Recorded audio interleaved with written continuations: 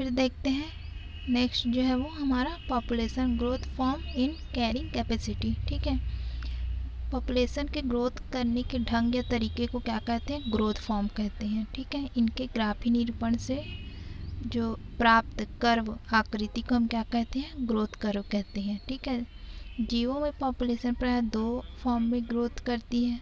ठीक है, ये 2 प्रकार के होते हैं। फर्स्ट है हमारा जे शेप्ड ग्रोथ और सेकेंड है हमारा ए शेप्ड ग्रोथ। ठीक है, सबसे पहले देखते हैं हम लोग जे शेप्ड ग्रोथ फॉर्म क्या होता है। जे शेप्ड ग्रोथ फॉर्म का अर्थ है कि जब किसी पॉपुलेशन के समय और वृद्धि का ग्राफ खींचते हैं। ठीक है, तो यह हमको कैसे दिखाई देता है? जे के आकार का दिखाई देता है। ठीक है, इस प्रकार की वृद्धि शुरू में पॉपुलेशन का डेंसिटी तेजी से बढ़ता है। ठीक है, लेकिन वातावरणीय प्रतिरोध या अन्य फैक्टर्स के प्रभाव के कारण यह जो है वो रुक जाता है। ठीक है, ये फैक्टर भोजन की समाप्ति, स्थान, मौसमी कारण या फिर रिप्रोडक्टिव पीरियड की समाप्ति हो सकते हैं। ठीक है, इस स्वरूप में जनन काल की समाप्ति के कारण डेंसिटी बढ़ने के बाद कुछ समय तक यह जो है वो स्थिर रहकर फिर तेजी से गिरने लगता है। ठीक है,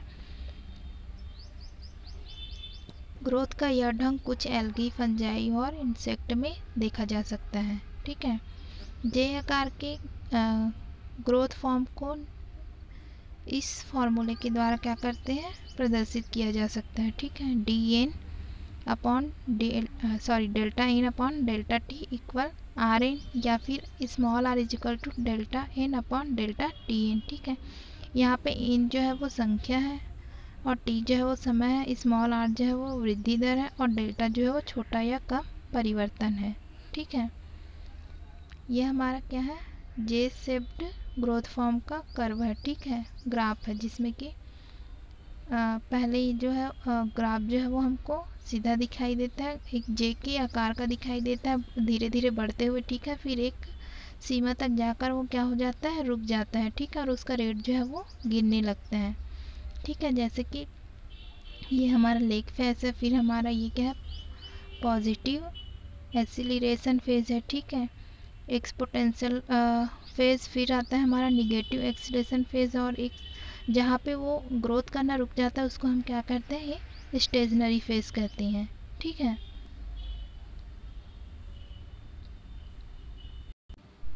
नेक्स्ट देखते हैं हम लोग एस शेप्ड और सिग्मॉइड ग्रोथ कर्व। ठीक है, एस शेप के ग्रोथ फॉर्म का अर्थ है कि जब किसी पॉपुलेशन की ग्रोथ और समय का ग्राफ खींचते हैं। ठीक है, तो यह हमको कैसे दिखाई देता है? एस के आकार का दिखाई देता है।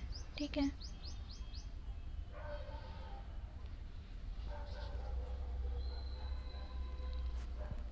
यह ग्राफ इस बात को व्यक्त करता है कि शुरू में पॉपुलेशन धीरे धीरे ग्रोथ करती है, इसके बाद तेज़ी से वृद्धि करती है और इसके बाद वातावरणीय प्रतिरोध के कारण यह प्रतिरोध के बढ़ने पर यह क्रमिक रूप से धीमी गति से वृद्धि करने लगती है। ठीक है, यह ग्रोथ फॉर्म सामान्य रूप से अधिकांश पॉपुलेशन में देखा जा सकता है। ठीक है, प्रत्येक पॉपुलेशन में ग्रोथ इन्हीं दो फॉर्म या इनके बीच की स्थिति में होती है। ठीक है, सिग्मॉइड ग्रोथ फॉर्म को जो है वो इस फॉर्मूले के द्वारा शो कर सकते हैं, जैसे कि डेल्टा एन अपॉन में delta T is equal to A R N या फिर आर एन माइनस एन। ठीक है, ब्रैकेट में अपॉन में के। ठीक है, यहाँ पर के जो है वो वातावरणीय अवस्था में जीव संख्या का उच्चतम संभव आकार होता है। ठीक है, जिसे अपर एसाइम्पोर्ट या कैरिंग कैपेसिटी कहते हैं। ठीक है, ये हमारा क्या है? एस शेप्ड ग्रोथ फॉर्म का ग्राफ है। ठीक है, जो किसके बीच खींचा गया था? वृद्धि और समय के। ठीक है, सिग्मॉइड ग्रोथ फॉर्म का अवलोकन करने पर पता चलता है कि अनुकूल परिस्थितियों में, ठीक है, क्षेत्र में उपस्थित पॉपुलेशन में सबसे पहले धीरे धीरे ग्रोथ होती है। ठीक है, इसे हम पॉजिटिव एक्सीलरेशन फेज कहते हैं। ठीक है, इसके बाद पॉपुलेशन में तेज़ी से वृद्धि होने लगती, इसे लॉगरिथमिक या एक्सपोनेंशियल फेज कहते हैं। ठीक है, बाद में पर्यावरणीय प्रतिरोध के कारण ग्रोथ की दर में कमी आती है। ठीक है, इस कारण इस फेज़ को, ठीक है, निगेटिव एक्सीलरेशन फेज़ कहते हैं। ठीक है, यह फेज़ तब तक जारी रहता है जब तक कि पॉपुलेशन की ग्रोथ जो है वो स्टेशनरी नहीं हो जाता है। ठीक है, ग्रोथ की ऊपरी सतह का लेयर जिसके आगे कोई ग्रोथ नहीं हो पाती उसे अपर एसाइम्पोर्ट या कैरिंग कैपेसिटी कहते हैं। ठीक है, नेक्स्ट देखते हैं पॉपुलेशन फ्लक्चुएशन। ठीक है, किसी पॉपुलेशन में साम्यावस्था में पहुंचने के बाद इसकी संख्या साम्यावस्था लेयर स्तर से कम या अधिक होती है। ठीक है, साम्यावस्था की संख्या में कमी या अधिकता होने की क्रिया को हम क्या कहते हैं? समष्टि उच्चावचन या पॉपुलेशन फ्लक्चुएशन कहते हैं। ठीक है, पॉपुलेशन फ्लक्चुएशन पर्यावरण में होने वाले परिवर्तनों या अंतरजातीय और प्रतिक्रियाओं के फलस्वरूप होता है। ठीक है, पॉपुलेशन फ्लक्चुएशन पॉपुलेशन का एक विशिष्ट गुण है और संभवतः यह जलवायु संबंधी नियंत्रण के कारण होता है। ठीक है, पॉपुलेशन फ्लक्चुएशन को कनाडा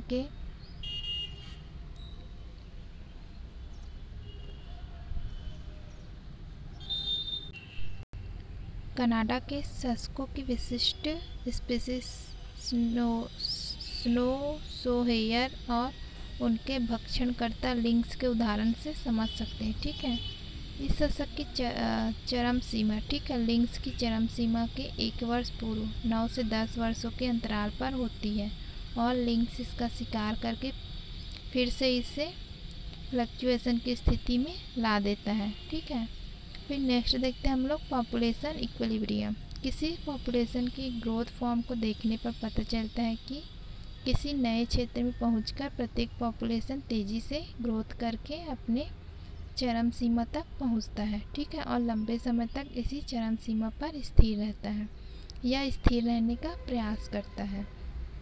इस फेज़ को क्या कहते हैं? इक्विलिब्रियम कहते हैं। ठीक है, प्रत्येक पॉपुलेशन हमेशा इसी फेज़ में रहने का प्रयास करती है। ठीक है, इक्विलिब्रियम में किसी पॉपुलेशन की जन्म तथा मृत्यु दर जो है वो बराबर होती है। ठीक है, इक्विलिब्रियम में रहने के लिए पॉपुलेशन विभिन्न प्रभावित करने वाले पर्यावरणीय फैक्टर से संघर्ष करती है और सफलता मिलने पर इक्विलिब्रियम में बनी रहती है। ठीक है, फिर नेक्स्ट देखते हैं हम लोग जीनोकोलॉजी। आवास नुवंशिकी। ठीक है, प्रकृति में उपस्थित विभिन्न प्रजातियों एक दूसरे से अपने पर्यावरण से आवश्यकताओं की मांगों एवं पर्यावरणीय दशाओं में उतार चढ़ाव को सहन करने की सीमा के आधार पर भिन्न होती है। ठीक है, स्पीसीज की डिमांड्स तथा उसके टॉलरेंस की रेंज को उसका इकोलॉजिकल एम्पलीट्यूड कहते हैं। ठीक है, इस प्रकार किसी स्पीसीज जिसकी मांग एवं सहनशीलता की सीमा कम होती है उनका पारिस्थितिकी आयाम भी जो है वो कम होता है। ठीक है, जबकि मांग एवं सहनशीलता की सीमा अधिक होने पर स्पीसीज का पारिस्थितिकी आयाम भी अधिक होता है। जिन स्पीसीज का पारिस्थितिकी आयाम जितना अधिक होता है वे पर्यावरण में होने वाले बड़े उतार चढ़ाव के अनुसार अपने आप को भली भांति डेवलप कर लेती है। ठीक है, प्रकृति में ये स्पीसीज विभिन्न आवासीय परिस्थितियों में अनेक मॉर्फोलॉजिकल फॉर्म्स में पाई जाती है। ठीक है, इस प्रकार के निरीक्षणों का अध्ययन सबसे पहले गोट टरेसन 1922 नामक स्वीडिश इकोलॉजिस्ट ने किया था। ठीक है, इनके प्रयोग के अध्ययन से ज्ञात होता है कि एक वर्ग की प्रजाति केवल एक पारिस्थितिकी इकाई की नहीं होती है। ठीक है, बल्कि इसके कई जेनेटिकल रेसेस भी होते हैं जिनकी मॉर्फोलॉजिकल एवं फिजियोलॉजी में काफ़ी अंतर होता है। ठीक है, इस प्रकार के स्टडी के आधार पर टरेसन ने जीनोलॉजी की नई कॉन्सेप्ट प्रस्तुत की। ठीक है, टरेसन के अनुसार प्रकृति में समान प्रजातियों के 2 भिन्न रूप हो सकते हैं जिन्हें क्रमशः क्या कहा जाता है? इकैड या पारिज एवं पारिप्रारूप या इकोटाइप कहते हैं। ठीक है,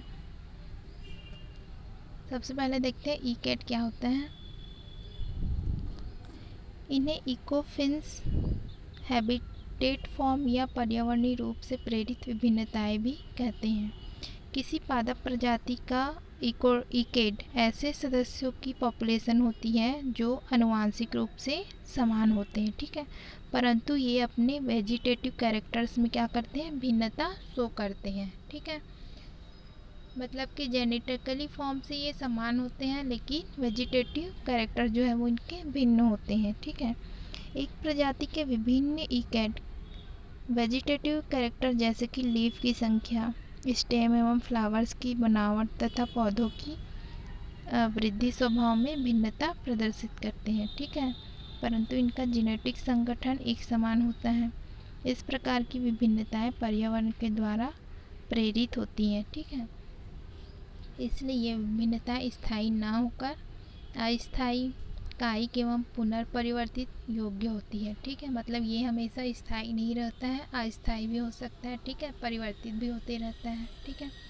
यदि एक प्रकार के ईकेट को दूसरे प्रकार के ईकेट के पर्यावरण में स्थानांतरित करते हैं तो उसके वेजिटेटिव कैरेक्टर दूसरे ईकेट के समान दिखाई देता है, ठीक है। आज विभिन्न प्लांट स्पीसीज के कई ईकेट जो है वो पाए जाते हैं, ठीक है। रामकृष्णन 1960 के अकॉर्डिंग भारत में यूफोर्बिया हिल्टा के 2 ईकेट पाए जाते हैं, ठीक है। इसका पहला ईकेट है प्रोस्ट्रेट टाइप, ठीक है, शुष्क एवं कठोर भूमि पर उगता है। दूसरा ईकेट है प्रोस्ट्रेट कॉम्पैक्ट टाइप, ठीक है, जो कि फुटपाथ के किनारे ग्रोथ करता है, ठीक है। उसी प्रकार से पांडे 1962 के अकॉर्डिंग ब्रोथियोक्लोआ पर्टुसा एवं डाइकेंथियस कैरिकोसस नामक घासों के मॉर्फोलॉजिकल कैरेक्टर्स जो है वो भिन्न भिन्न हैबिटेट में भिन्न भिन्न होते हैं, ठीक है। इनके हैबिट फॉर्म, कलम की संख्या, ठीक है, प्रति कलम स्पाइक संख्या, प्रति स्पाइक स्पाइकलेट्स की संख्या, कुल इस सीड प्रोडक्शन में भिन्नताएं जो है वो देखने को मिलता है। ऐसी विभिन्नताओं का प्रमुख कारण जो है वो ओवरग्राजिंग की इंटेंसिटी और सॉइल मॉइस्चर्स होती है, ठीक है। इन दोनों घासों की स्पीसीज़ में 2 प्रकार के ईकेट पाए जाते हैं, ठीक है। ऐसी स्पीसीज़ जो कि संरक्षण के अंतर्गत होती है उसे हम क्या कहते हैं, वे जो है वो बास्केट फॉर्म स्वभाव दर्शाती है, ठीक है। और वे प्रजाति जो कि अतिचारी क्षेत्र में होती है वे सॉसर शेप्ड जो है वो ग्रहण कर लेता है, ठीक है। ग्रेजिंग से स्टेम के साइज, प्रति रेशे स्पाइक्स की संख्या, प्रति स्पाइक स्पाइकलेट्स की संख्या और इस स्पाइकलेट के निचले ग्लूम्स की लंबाई एवं चौड़ाई में जो है वो कमी आती है, ठीक है। इसके साथ साथ कुछ फिजियोलॉजिकल विभिन्नताएं भी देखने को मिलता है, जैसे रेड पिगमेंट का डेवलपमेंट, फ्लावर का समय से पहले प्रारंभ हो जाना, ठीक है। ये हमारा क्या था, ईकेट। फिर देखते हैं इकोटाइप क्या होता है। इसे इकोलॉजिकल रेस या फिजियोलॉजिकल रेस भी कहते हैं, ठीक है। ये स्पीसीज़ के आवासनुवंशिकी वर्गीकरण की आधारित इकाई होती है, ठीक है। इकोटाइप ऐसे स्पीसीज़ की पॉपुलेशन होती है जो जेनेटिकली फॉर्म से भिन्न होते हैं, ठीक है। टेरेसन 1922 के अकॉर्डिंग इकोटाइप ऐसे प्रोडक्शन होते हैं जो विशिष्ट आवास की इको स्पीसीज के जीन, ठीक है, जीनोटाइपिकल रिस्पॉन्स के फलस्वरूप उत्पन्न होता है, ठीक है। ऐसी स्थिति में प्लांट्स जेनेटिक फॉर्म से भिन्न होते हैं क्योंकि वे अंतर जननी, ठीक है, इंटर फर्टाइल होते हैं, ठीक है, अतः इन्हें एक टैक्सोनॉमिक स्पीसीज के अंतर्गत रखा जाता है। एक विशेष जाति के विभिन्न इकोटाइप इडैफिक, मृदी, ठीक है, जीवी, बायोटिक या माइक्रो क्लाइमेटिक आवश्यकताओं में एक दूसरे से भिन्न हो सकते हैं, ठीक है। इस प्रकार इकोटाइप के अनुकूलन आनुवंशिक रूप से स्थायी या इनवर्सिबल होती है, ठीक है। इकोटाइप उत्पत्ति जो है वो निम्न कारणों से हुई थी, जैसे कि क्रोमोसोम में जीन्स की संरचना में परिवर्तन, ठीक है, रिकॉम्बिनेशन ऑफ जीन्स, ठीक है, मियोसिस एवं माइटोसिस डिवीजन में अनियमितता, ठीक है। इस प्रकार अधिकांश परिवर्तन उनकी हेरेडिटरी कॉन्स्टिट्यूशन में हाइब्रिडाइजेशन या जीन अथवा क्रोमोसोम की संख्या व स्ट्रक्चर में परिवर्तन के कारण उत्पन्न होती थी। ठीक है। भारतवर्ष में सबसे पहले मिश्रा एवं राव लिंडे बर्जिया पॉलिएंथा में इकोटाइपिक डिफरेंशिएशन का स्टडी किया। ठीक है। इसके बाद कई वैज्ञानिकों ने पौधों की कई स्पीसीज के इकोटाइप को बताया था। ठीक है। जैसे कि यूफोर्बिया हिर्टा, यूफोर्बिया